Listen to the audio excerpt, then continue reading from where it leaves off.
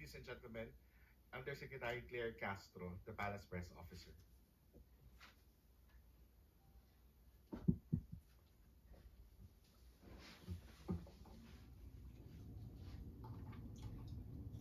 Magandang umaga Malacanang Press Corps.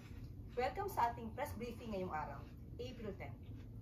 Simulan natin sa mga magandang balita na dala ng administrasyon ni Pangulong Ferdinand R. Marcos Jr. sa bagong Pilipinas. Alinsunod sa pangakong modernization, sa hukbong sandatahan ni Pangulong Marcos Jr., pinatibay ng Armed Forces of the Philippines ang kanilang kakayahang pandagat sa pagdating ng pinakabagong naval asset, ang BRP Miguel Malvar, FFG-06. Bahagi ito ng Horizon 2 ng AFP Modernization Program upang palakasin ang proteksyon ng teritoryo at maritime domain awareness ng bansa. Sa bagong barkong ito, muling pinatibay ng AFP ang kanilang pangakong panatilihing ligtas at matatag ang kinabukasan ng Pilipinas.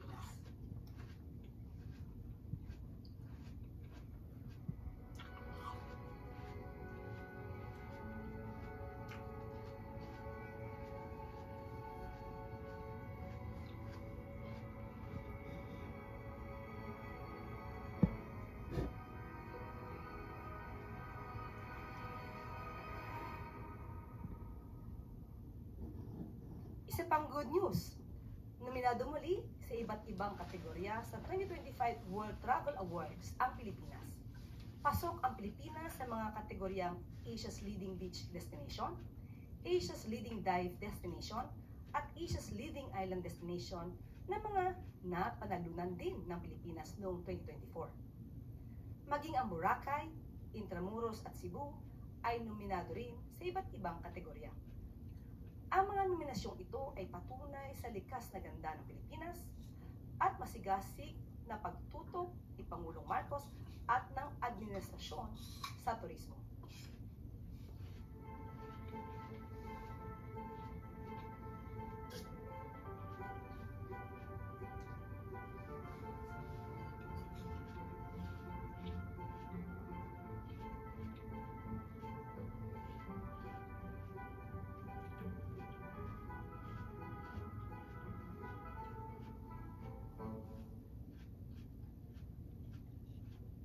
At sa ating huling good news, muli po nating pinaaalahanan ang lahat ng miyembro ng PhilHealth na maaaring mag-avail ng Outpatient Emergency Case Benefit o OECB. Ito'y package sa lahat ng mga PhilHealth accredited hospitals mula level 1 hanggang level 3 simula pa noong February 14, 2025. Ayon sa PhilHealth Advisory Number 2025-0009, hindi na kailangan ng mga hiwalay na accreditation para sa OECB dahil bahagi na ito ng pagsusuri sa mga PhilHealth facilities nung sila ay na-accredit. Kasama sa mga sakit na covered ng OECD or OECD packages, ang dizziness at diarrhea.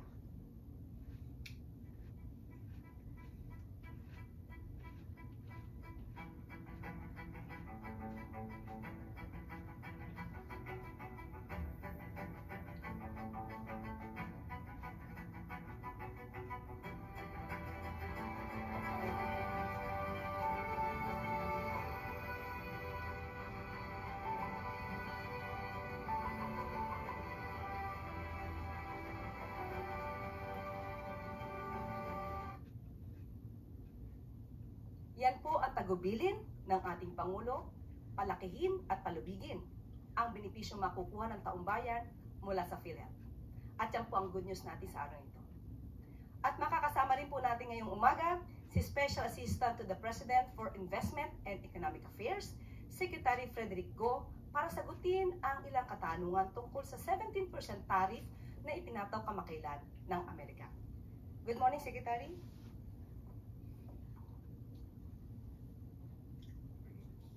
Good morning. Hi. Ready for your questions on this matter? Secretary. Oh, well, okay, the President met with the economic team last Tuesday morning, where during that meeting we discussed the tariffs that were being imposed on various countries all over the world. No? We also discussed the effect on the exports of all these countries, especially our Asian neighbors. We also discussed which sectors, which industries in the Philippines will be affected by these tariffs and the possible effects on our economy. And of course, we concluded the meeting by discussing possible ways forward, possible next steps, possible actions that your government can take regarding these reciprocal tariffs. First question po, Alvin Baltazar, Radyo Pilipinas.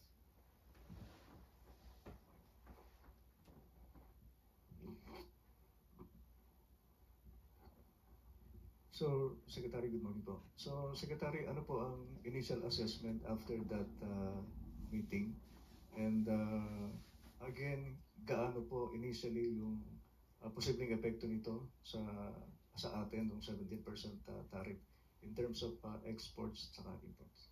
Unang-una, ang nakikita po natin, no, malinaw na malinaw sa mga reciprocal tariffs na inimpose ng Amerika sa mundo, ay medyo advantage po ang Pilipinas ng kaunti, no? Kapag linista nyo yung lahat ng Asian countries, no, makikita nyo po na ang pinakamataas na tariff ay nag-uumpisa sa mga 54%, bababa ng 40+%, 30+%, 20+%, at ang Pilipinas ay second to the lowest po at 17%. No? Ang isang bansa na mas mababa sa atin ay Singapore at 10%. So kapag tiningnan nyo po yun, ina-analyze nyo po, ay medyo mukhang maganda po para sa Pilipinas. May konti po tayong advantage. However, we are aware that any tariff, any additional tariff still affects certain industries in the Philippines, no? Which is why we think that may konting effect po to. Based on the NEDA estimates, posibleng may effect po to ng 0.1% sa ating GDP in the next 2 years. So, konti lang po yung effect, no? Of course, we have to also think that this is only one export sector of the country. And businesses are generally quite resilient. Kung magsarang isang market, naghahanap po sila ng ibang market na ma-open. So, but to answer your question directly, the estimate is a 0.1% effect on our GDP. Harley Belbena, PTV. Good morning, Secretary. Sir, as the economic advisor of the President, what is your advice to him to contain the impacts of the global tariff of the USA? Unang-una po, hindi po ako advisor ni Presidente. I'm his special assistant. I work for him. Hindi po ako yung economic advisor. But I think there are two things that we have to do now, no? Clearly. One is to engage with our exporters, to discuss with them what are the possible measures that they can take and that the government can assist them in this current situation. No? That's the first thing. That's the most important thing. Secondly, we have to monitor kung anong ginagawa ng mga ibang neighbors po natin, no? Ano yung mga reaction nila dito sa tarifa at ano po ang reaction din ng Estados Unidos sa kanilang mga requests. But third, and probably this is what you've all been waiting for, but we have reached out to the United States Trade Representative or ang USTR na tinatawag. Ang office po na ito yung responsible for all these trade tariffs, no? So we've reached out to the USTR and we have communicated with them our desire to engage in a meeting or dialogue with them, and they have positively responded. So I will be scheduling a trip to the United States to meet with the USTR soon. Follow-up lang, sir.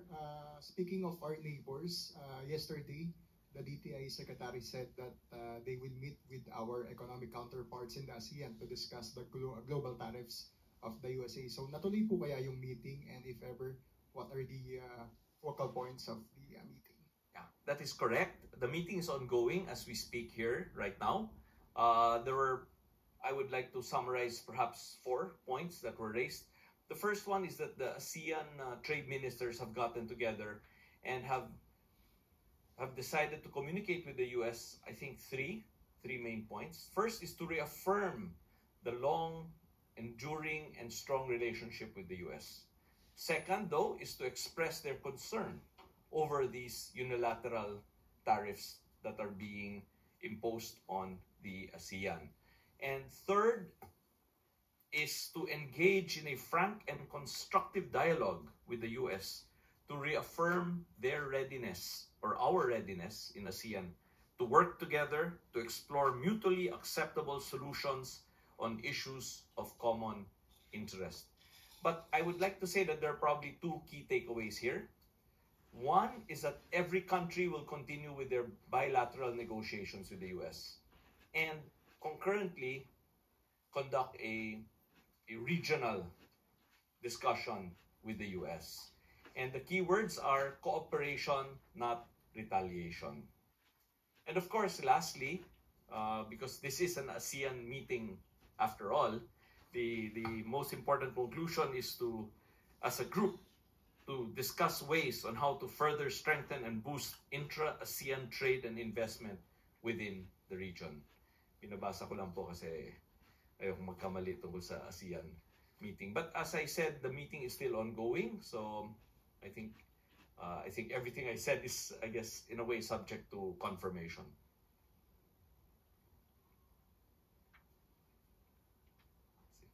Maricel Alili, TV5.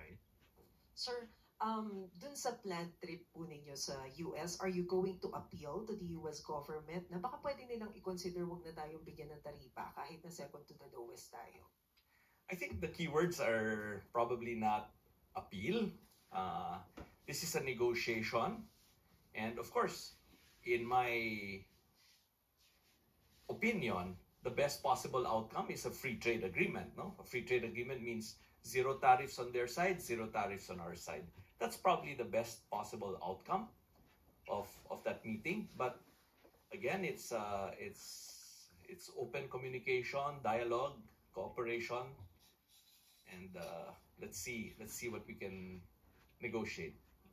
And this is also a common factor among the ASEAN countries. I cannot speak for the other ASEAN countries, but for ourselves, we are in a, shall we say, semi-good place. But of course, we cannot be complacent. We need to keep monitoring what the other countries do, and for ourselves, we need to negotiate an agreement that will be beneficial for our country and for the businesses and enterprises in our country. Thank you. Okay na. Thank you.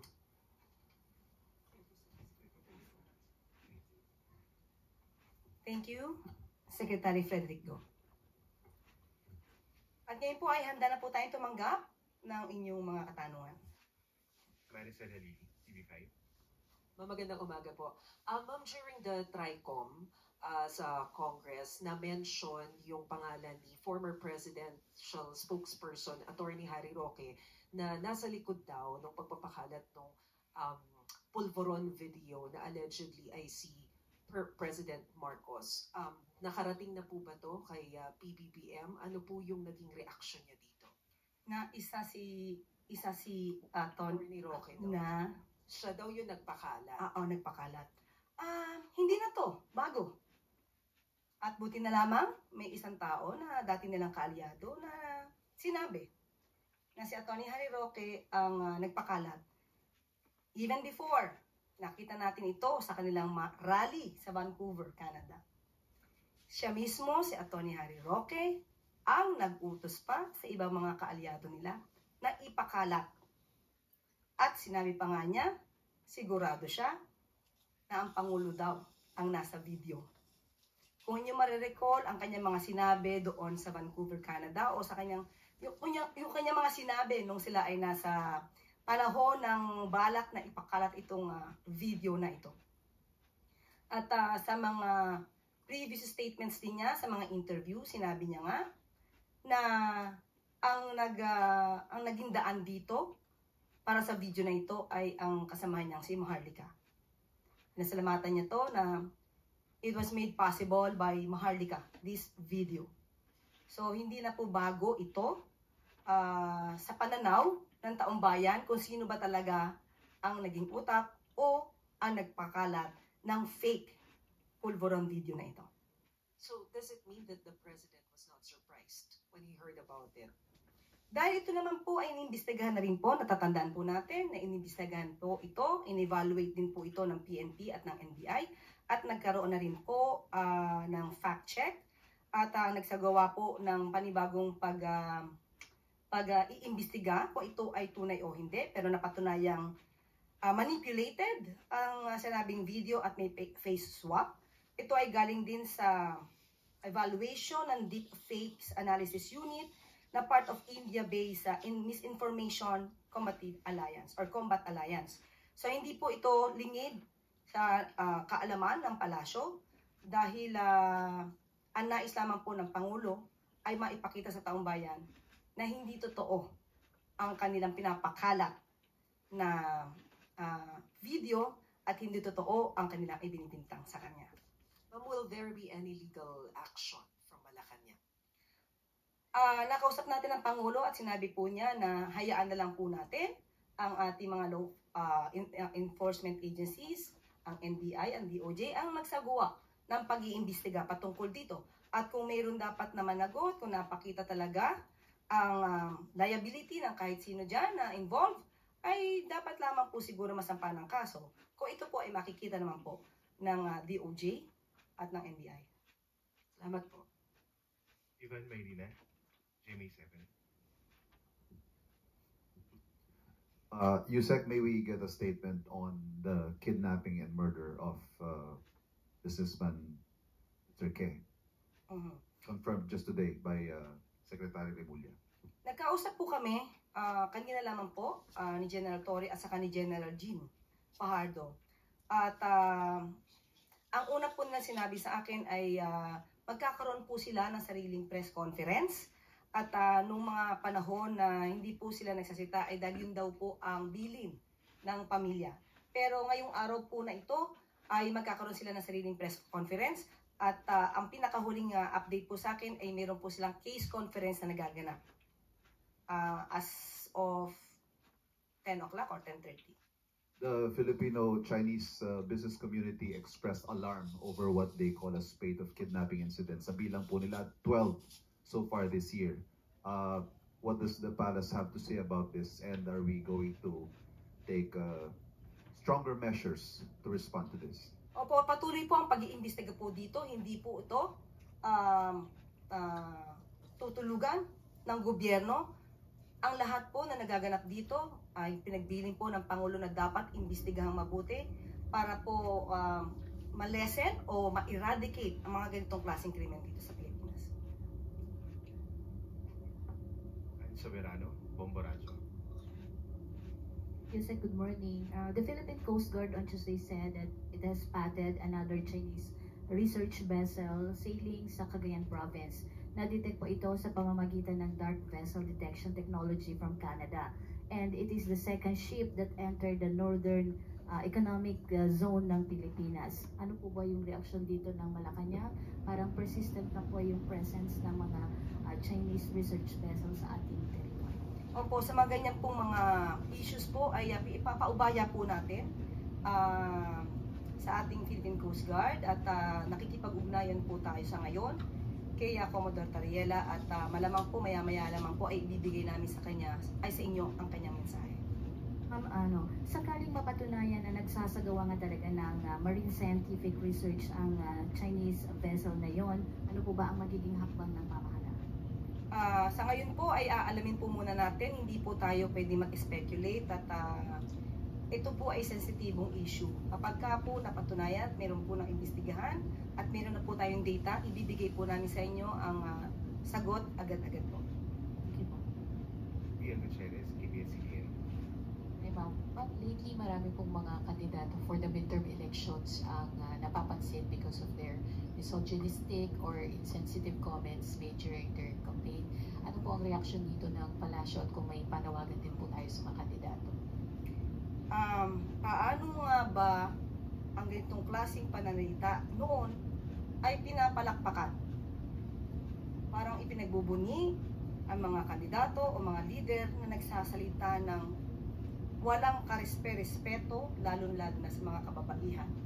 Ipinagmamalaki at ginagawang katatawanan, ginagawang joke ang pambababae ng mga kalalakihan. Ginagawa ring issue at katatawanan ang mga rape na sitwasyon. Hindi na po ito dapat. Hindi po dapat na gawing idolo ang mga ganitong klaseng tao. Hindi po dapat ito pamarisan. Hindi na po dapat ito pinapalakpakan. Kung nagawa ito dati at pinapalakpakan, hindi na po sa panganahon ng administrasyon ni Pangulong Marcos na dapat itong mangyari. Kaya ayon po sa Pangulo, hindi po katanggap-tanggap ang mga kandidatong ganito ang nagiging naratibo sa kanilang pangangampanya. Dapat pong mapanatili ng bawat isa, ng bawat kandidato, lalo-lalo na pang mga kandidato na nagnanais na maging leader ng bansa. Dapat ipagpatuloy nila ang pag-promote ng respeto, ng integridad, at ng truthfulness o katotohanan sa kanilang mga sinasabi habang sila ay nagbibigay ng kanilang mga pangako sa kanilang mga constituents at sa mga botante. So masaya po ang Pangulo dahil po mabilis din pong umaaksyon ang COMELEC patungkol po dito sa mga walang karespe-respetong pananalita ng ibang mga kandidato.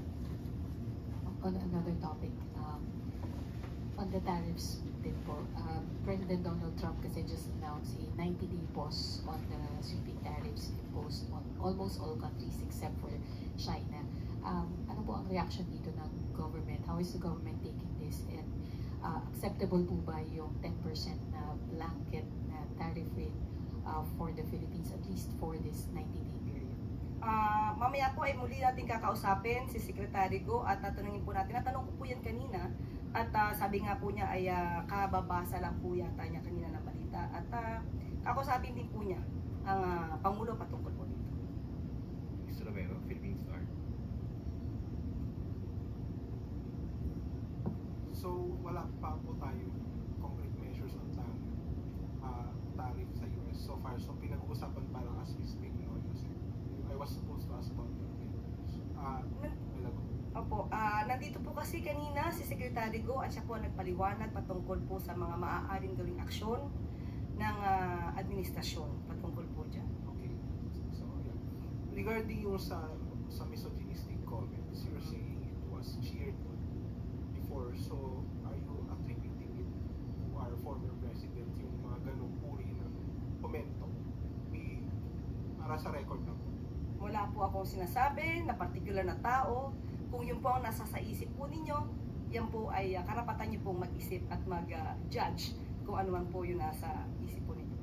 Okay, so the president himself said it was unacceptable yung mga ganong uri ng mga pananalita. Opo, sinabi niya po. At tinanong po natin siya kanina kung ano ang kanyang mensahe, yun daw po ay unacceptable. Okay, salamat po. Thank you po. Eden Santos, Net 25. Good morning po, Yusek. Balikan ko lang po yung sa di umano yan pulveron na video ni Pangulong Marcos. Sabi niyo po kanina ay naimbestigahan na yan pero biglang iimbestigahan pa ng DOJ at NBI. At napatunayan na po na ito ay fake dun po sa isinagawang pagsusuri from inong Indian company. Wala po bang plano ang Malacanang, especially ang Pangulong Marcos, na magpa-hair follicle test na siyang hinihingi po para matultukan na itong issue po ng di umano'y paggamit ng ipinagbabawal na gamot ng ating Pangulo? Sino po ba ang humihingi? Marami po sa ating mga kababayan ang sa social media na nagre-react dito po sa ipinapalabas na video na ito. Actually, parang na-die down na po ito before dahil nga sasabi nga na Malacanang it's a fake. Pero biglang nabuhay after po nung ginagawang investigasyon mismo ng Kongreso, ng Kamara. Kaya po muling lumabas itong video na ito. And sabi nga po nung vlogger na si Miss Pebbles Cunanan, ay si Attorney Harry Roque, yung mastermind nitong video. Pero inamin naman ni Miss Maharlika, yung another vlogger, na parang siya yung nagbigay lang kay Attorney Roque. Kaya ang tanong ko po, sabi niyo sa social media hinihingi. Sino po in particular ang mga pasasabi niyo sa akin na humihingi ng ganitong klaseng pag-test? Ang atin po mga kababayan Sino po in particular? Pwede po sigurong... Ikaw na po ba? Sige po. Kayo po ang humingi? Okay. Kaya po masabi lang ninyo na mayroong humihingi. Pero marami po sa social media po kayo ay nagbabasa po sa SOCMED, Madam Yus. So, isa ka nga sa humihingi. Kasi po gusto Sige, tanong ko nga, isa ka ba? Kasi we have to be specific on this. Isa ka ba sa humihingi? Ang mga kababayan po natin. So, isa ka sa humihingi. Actually, I'm a journalist. Hindi Sige, po ako humihingi. Pero parang gusto ninyo na meron lang kayong basihan. Basihan. Sino nga po? Kasi sabi niyo po kanina, ay napanood yun niya sa social. Opo, Madam Yusek, syempre kami po ay mga Pilipino rin. As a journalist, gusto po namin na hindi fake news. Yun pong aming ibabalita sa taong bayan. Okay, so humihingi po si Attorney Vic Rodriguez, di ba Okay. matagal na rin naman yung hinihiling niyang hair follicle test. Okay, tanong po natin. Ano po ba ang basihan para sa paghingi at i-demand sa Pangulo ang isang hair follicle test? Ito po ba'y may pagbibintang na siya ay di umanong gumagamit ng illegal na droga? Kung may pagbibintang, liliwanagin po natin. Kung may pagbibintang sa Pangulo, yung nagbibintang ang dapat na magpatunay kung may ginagamit man o wala. Hindi po pwedeng gumawa ng kwento, walang basihan, isang guni-guni para masira ang Pangulo, at walang basihan. Kahit saan po na kaso, kung sino yung nagbibintang, siya ang magbigay ng pruweba. Hindi nyo pwedeng sabihin na, ito, gumagamit ka, patunayan mong hindi. Hindi po yon ang tamang logic. Kayo po na nagbibintang, kayong humihingi at nagdidiman sa Pangulo, kayo muna ang magpatunay na mayroon siyang ginagawang mali. Kapag wala po kayong napatunayan, wala po kayong karapatan humingi sa Pangulo ng anuman demand patungkol sa hair follicle test. Thank you po. Salamat. At dito po nagtatapos ang ating briefing. Maraming salamat, Malacanang Press Corps, at magandang umaga para sa bagong briefing.